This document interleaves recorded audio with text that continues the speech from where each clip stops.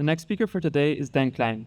Dan Klein teaches improvisation full-time at Stanford University, where he's one of the faculty of the drama department, Stanford Graduate School of Business, and teaches at the D School.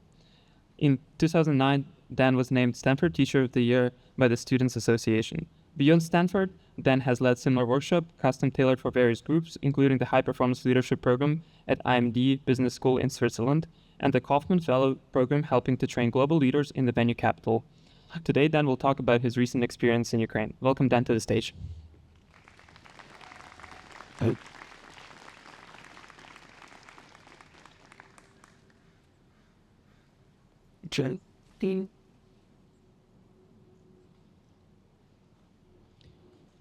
In 2017, my friend Alexander Sasha Akimenko invited me to Kyiv. They had just translated David Kelly's wonderful book, Creative Confidence, into Ukrainian, and they wanted me to come out and use that as an opportunity to teach about collaboration, connection, and creativity, and use it as a way to create some kind of events. I'd never been to Kyiv before. I was taken by the warmth and hospitality and the entrepreneurial drive of the Ukrainian people, and I was fascinated by the layers of history throughout the city. I learned about the famine, I learned about the Soviet architecture and the monuments of the Orange Revolution.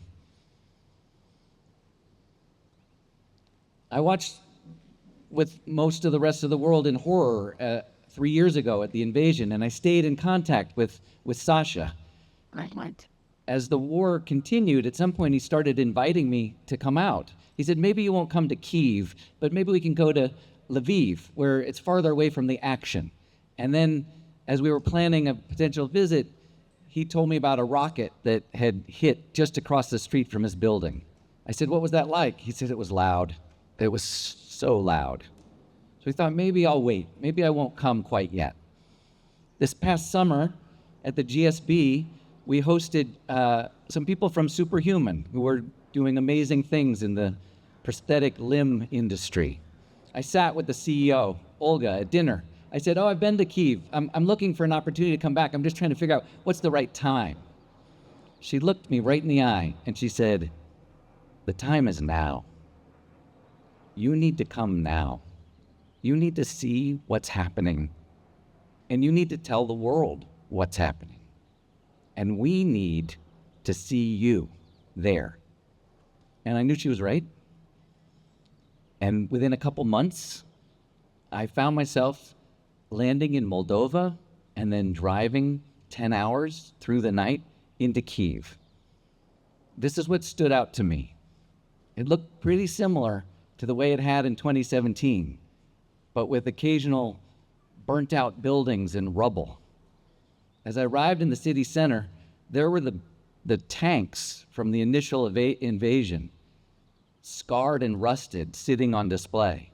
It was the first day of school in the fall, and there were bands of kids walking with their teachers through the streets, looking at all of the blue and yellow ribbons, candles, monuments, at shrines, photographs, and altars to the heroes who had died.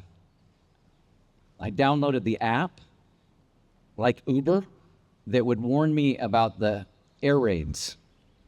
I stayed in a really nice hotel in the middle of the downtown, and every night the air raids would go off, and I would make my way down into the garage and sleep on a cot.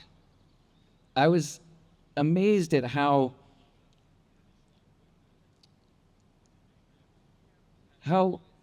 consistent the people were. They were living a life. They were tired, being woken up every night, having constant bombardment of not just actual physical assault, but also the news was horrifying.